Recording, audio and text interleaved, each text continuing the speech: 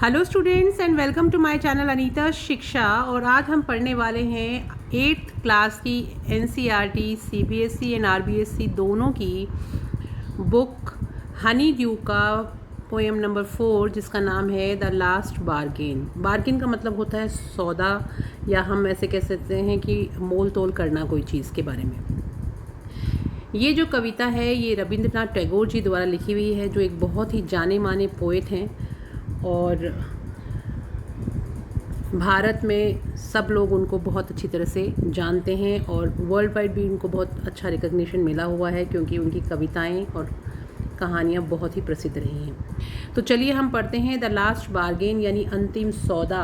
और ये जो कविता है वो हमें एक शिक्षा भी देती है कि अगर हम मेटेरियलिस्टिक चीज़ों को के पीछे पड़ जाते हैं, यानी अगर हमें पैसा, ताकत, खूबसूरती, इन सब चीज़ों के अगर हम पीछे पड़ जाते हैं, ये सब चीज़ें हमें मिल तो जाती हैं लेकिन इनका एक अंत होता है, कुछ समय बाद में ये ख़त्म हो जाती हैं। और जो चीज़ें जिनका कोई अंत नहीं होता, जो हमारे साथ हमेशा लाइफ लॉन्ग रहती हैं, जैसे सादगी, सच्चापन, अच्छाई, अगर हम इनका सौदा करें तो वो हमारी ज़िंदगी को ज़्यादा बेहतर बनाता है।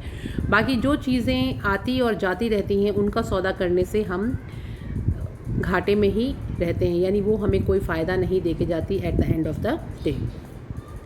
तो स्टार्ट करते हैं ये poem the last bargain. A bargain is an agreement in which both parties promise to do something. Bargain एक ऐसा सौदा होता है, मोल तोल करते हैं हम, मोल भाव करते हैं, जिसमें एक एग्रीमेंट होता है जिसमें दोनों पार्टीज़ यानी दो लोगों के बीच में होता है या दो से ज़्यादा के बीच में भी हो सकता है, जिसमें to do something for each other, जो इस बात पे एग्रीमेंट करते हैं, यानी एक सौदा करते हैं कि हम आपको ये चीज़ देंगे और बदले में आप हमें ये चीज़ दोगे। तो दोनों ही जो पार्टीज़ होती हैं, दोनों जो लोग होते हैं, उनको दोनों को आपस में एक दूसरे से देना पड़ता है कुछ चीज़ों को, जिससे दोनों का फ़ायदा होता है। Someone is looking for work, कोई आदमी काम की तलाश में है। वेटिंग टू बी हायर्ड, और वो चाह रहा है कि कोई उसे काम पर रख ले, हायर कर ले, यानी काम पर रख ले। He strikes a bargain but thinks it worthless, और वो एक सौदा करने की सोचता है लेकिन वो उस सब कुछ उसके लिए उसको व्यर्थ ही लगता है, यानी वो जो समझौता करना चाहता है वो व्यर्थ निकलता है। ही ट्राइज ट्वाइस अगेन, और फिर वो दोबारा कोशिश करता है। डजंट लाइक ईदर, और दूसरी बार का जो प्रयास होता है इसमें भी वो उसको पसंद नहीं करता। Finally in the last bargain, और आखिर में जो आखिरी सौदा वो जो करता है उसमें, when he is hired for nothing whatever he is happy as never before. What is the bargain and why is it the best. लेकिन जो आखिरी बार्गेन, जो आखिरी सौदा वो करता है, अंतिम सौदा जो होता है, उस सौदे में जब वो उस सौदे में उसको कुछ भी नहीं लेना देना पड़ रहा है, किसी भी चीज़ के बदले में उसको वो सौदा नहीं करना पड़ रहा, तो वह इतना प्रसन्न होता है जितना वो पहले कभी नहीं हुआ। और वो सौदा क्या था जो उसके लिए सर्वोत्तम था, जो उसको आखिरी बार जो उसने सौदा किया और वो उसमें खुश हुआ, वो सौदा आखिर क्या था। तो चलिए पढ़ते हैं ये poem. Come and hire me, I cried while in the morning I was walking on the stone paved road, यानी आओ और मुझे किराए पर रख लो, यानी मुझे काम दे दो। एक व्यक्ति काम की तलाश में निकला है और वो ढूंढ रहा है कि कोई उसको काम पे रख ले, जिसके बदले में वो काम करेगा और उसको बदले में कोई चीज़ मिलेगी। I cried while in the morning I was walking on the stone paved road। Stone pave का मतलब होता है पथरीला, और हायर मतलब होता है काम पे रखना। स्वॉर्ड का मतलब होता है तलवार, और चैरियट का मतलब होता है रथ। जो पुराने ज़माने में आपने जो आप कई बार आपने देखा होगा कि रथ के पीछे एक गाड़ी सी लगी हुई होती है, उस पर राजा महाराजा यात्राएं करते थे। तो स्टार्टिंग से पढ़ते हैं। कम एंड हायर मी, तो एक व्यक्ति काम की तलाश में निकला है और वो कहता है कि मुझे कोई काम पे रख लो। आई क्राइड, मैं चिल्लाया, बोला, मैंने विनती करी।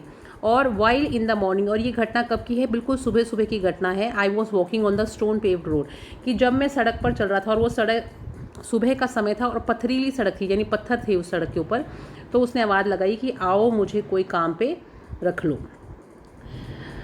Sword in hand the king came in his chariot. और अब स्वॉर्ड का मतलब होता है तलवार, हैंड यानी हाथ, किंग मतलब राजा, केम का मतलब आया, इन हिज चैरियट, चैरियट यानी रथ। तो वहाँ पर मैंने देखा कि एक राजा अपने रथ पे सवार होके, हाथ में उसके तलवार थी और वो मेरे सामने आया। He held my hand and said, और उसने मेरा हाथ थामा, हेल्ड यानी पकड़ना, उसने मेरे हाथ को पकड़ा, थाम लिया और कहा, सेड यानी कहा, I will hire you with my power, कि मैं तुम्हें अपनी पावर से खरीदता हूँ, यानी कि मैं तुम्हारे को अपनी सारी शक्तियाँ तुम्हें काम में दे दूँगा, रखने के लिए दे दूँगा, और तुम मेरे साथ चलो, यानी तुम मेरे लिए काम करो और मैं अपनी सारी शक्तियाँ तुम्हें दे दूँगा।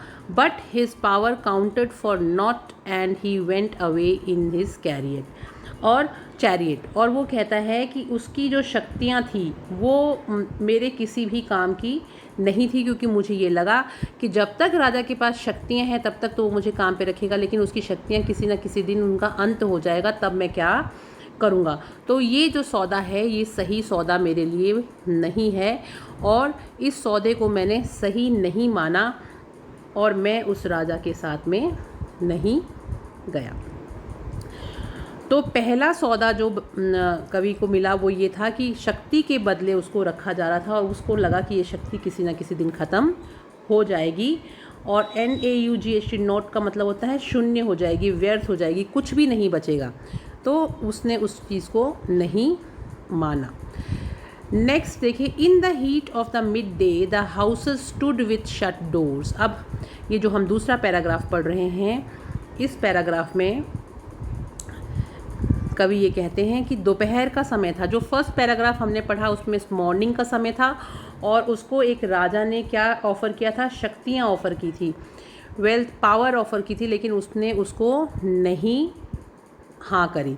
दूसरा पैराग्राफ अभी हम ये जो पढ़ रहे हैं इसमें, in the heat of the mid day the houses stood with shut doors, कि दोपहर का समय था, धूप थी और सब लोगों के घर के जो दरवाजे थे वो बंद थे। मिड डे यानी भरी दोपहरी, हीट मतलब गर्मी, और क्रुक्ड यानी टेढ़ी मेढ़ी, और लेन यानी जो पतली सड़कें होती ना, तंग गलियाँ, वो। गोल्ड का मतलब होता है सोना, और पॉन्डर्ड का मतलब होता है विचार करना, वेड यानी तोलना, कॉइन्स यानी सिक्के, और टर्न्ड अवे का मतलब होता है अस्वीकार करना। तो ये वर्ड्स अभी मैंने आपको जो मीनिंग्स बताए हैं इनके बाद में अब हम इनके बारे में पढ़ते हैं कि इसमें क्या कहा है कवि ने। In the heat of mid day the houses stood with the shut doors. दोपहर की गर्मी में, भरी दोपहरी में सब लोगों ने अपने दरवाजे बंद कर रखे थे। I wandered along the crooked lane, और मैं इधर उधर घूम रहा था, चलता रहा। वॉन्डर्ड यानी इधर उधर घूमना, चलना। अलॉन्ग का मतलब होता है साथ साथ, क्रुक्ड मतलब टेढ़ी मेढ़ी सड़कों पे मैं तंग गलियों में घूम रहा था। And old man came with his bag of gold. एक बूढ़ा आदमी मुझे मिला जिसके पास एक सोने के सिक्कों का भरा हुआ थैला था।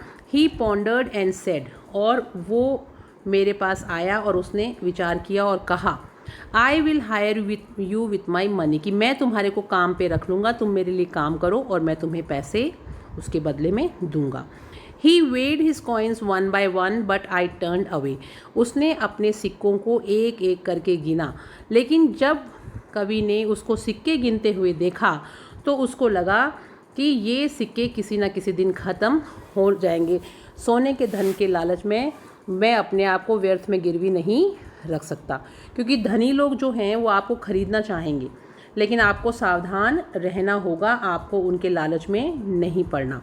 तो जैसे ही कवि को ये बात दिमाग में आई, उन्होंने मना कर दिया। ये देखिए, जो हमने फर्स्ट पैराग्राफ जो पढ़ा था, ये इसमें हमने ये देखा था कि पहले पैराग्राफ में रथ पे सवार होके एक राजा आया और उसने उसको शक्ति देने के लिए कहा कि मैं तुम्हें शक्तियाँ दूंगा, लेकिन वो उस शक्ति के सामने अपनी आज़ादी को गुलाम नहीं करना चाहता था, अपने आप को गुलाम नहीं रखना चाहता था। शक्तियाँ प्राप्त करने के लालच में वो ये कभी नहीं चाहता था कि मैं कोई गलत काम करूं। दूसरे पैराग्राफ में हमने देखा कि अब उसको एक ओल्ड आदमी मिलता है जो उसको क्या ऑफ़र करता है, गोल्ड ऑफ़र करता है, यानी धन ऑफ़र करता है, पैसे ऑफ़र करता है। और अब वो ये कहता है कि पैसे का लालच, धन का लालच मुझे खरीद नहीं सकता, तो मुझे अब सावधान हो जाना चाहिए, मुझे इस लालच में नहीं पड़ना चाहिए। It was evening. The garden hedge was all aflower.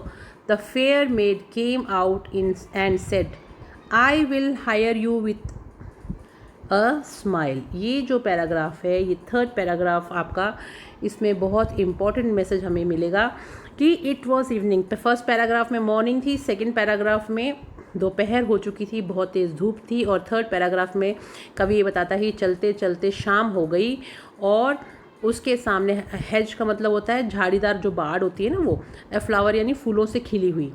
Fair made का मतलब होता है सुंदर युवती, सुंदर लड़की। पेल्ड का मतलब होता है पीला पड़ जाना, मेल्टेड यानी पिघलना, और टीयर्स मतलब आंसू, और डार्क का मतलब अंधेरा। ये वर्ड्स आपको इस पैराग्राफ में पढ़ने को मिलेंगे। अब देखिए, इट वॉज इवनिंग, ये शाम का समय था, सायंकाल का समय था। The garden hedge was all a flower, यानी कि बगीचा जो था, उद्यान में जो समस्त झाड़ीदार बाड़ जो थे उनमें फूल खिल गए थे। यानी उद्यान जो था, जो बगीचा था, गार्डन था, वो पूरा फूलों से भरपूर था। अ फेयर मेड यानी एक खूबसूरत लड़की केम आउट एंड सेड, अब मेरे सामने आई और उसने मुझे कहा, I will hire you with a smile, कि मैं तुम्हारे को काम पे रखूँगी, तुमको मैं काम दूंगी और उस मेरी स्माइल के बदले मैं तुम्हें काम पर रखूँगी।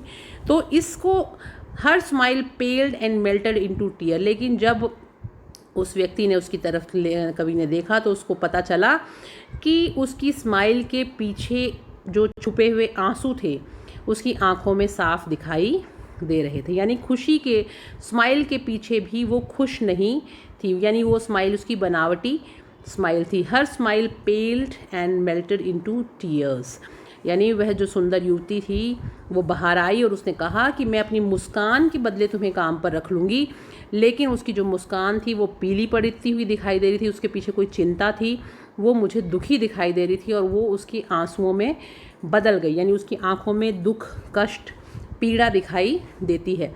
और and she went back alone into darkness, और जब मैंने उसे मना कर दिया कि मुझे स्माइल के बदले में भी काम नहीं करना है, तो वो अर्थात अंधेरे में वापस चली गई। यानी इस पैराग्राफ का भावार्थ ये है कि जीवन में सुंदर चीज़ों के आकर्षण में कभी भी नहीं फंसना चाहिए। ये सभी कुछ ही समय के लिए होती हैं, लेकिन आखिर में मृत्यु हो जाती है, इनकी ये चीज़ें ख़त्म हो जाती हैं, इनसे हमें आखिर में लॉन्ग लास्टिंग कोई भी तरह का फ़ायदा नहीं मिलता, ये सब चीज़ें क्षणिक होती हैं। उसके बाद देखिए फोर्थ पैराग्राफ, द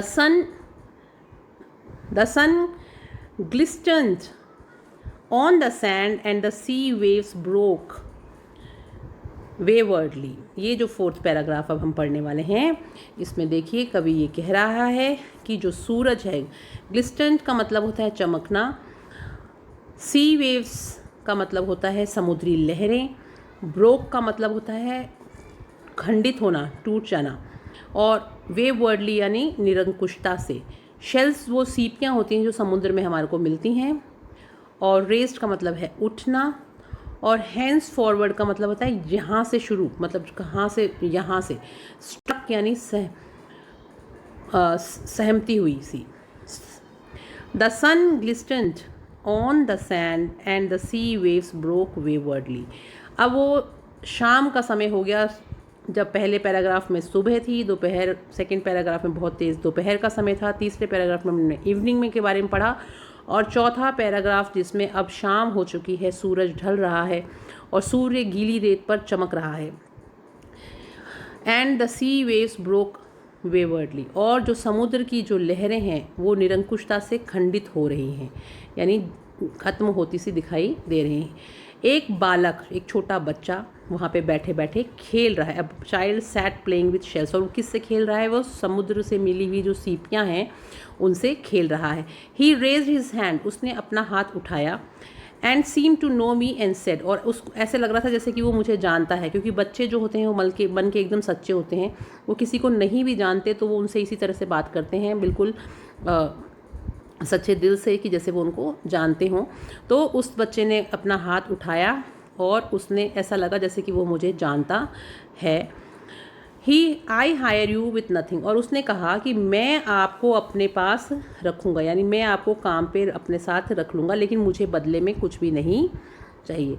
मैं आपको बिना किसी चीज़ के भी अपने साथ रख लूँगा, मुझे कोई फ़ायदा, कोई किसी तरह की कोई मदद आपसे नहीं चाहिए, कुछ भी नहीं चाहिए।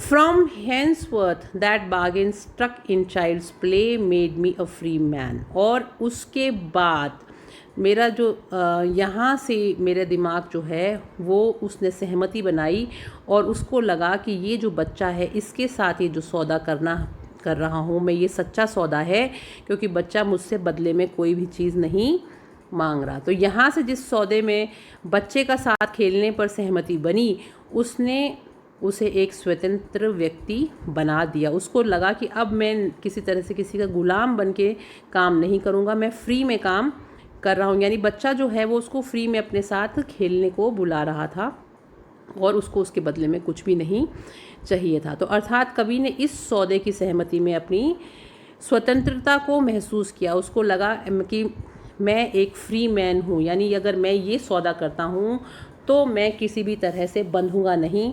बच्चे का सौदा उसको एकदम साफ सुथरा और बिना किसी छल कपट का, और ऐसा लगा कि ये बिल्कुल सच्चा सौदा होगा।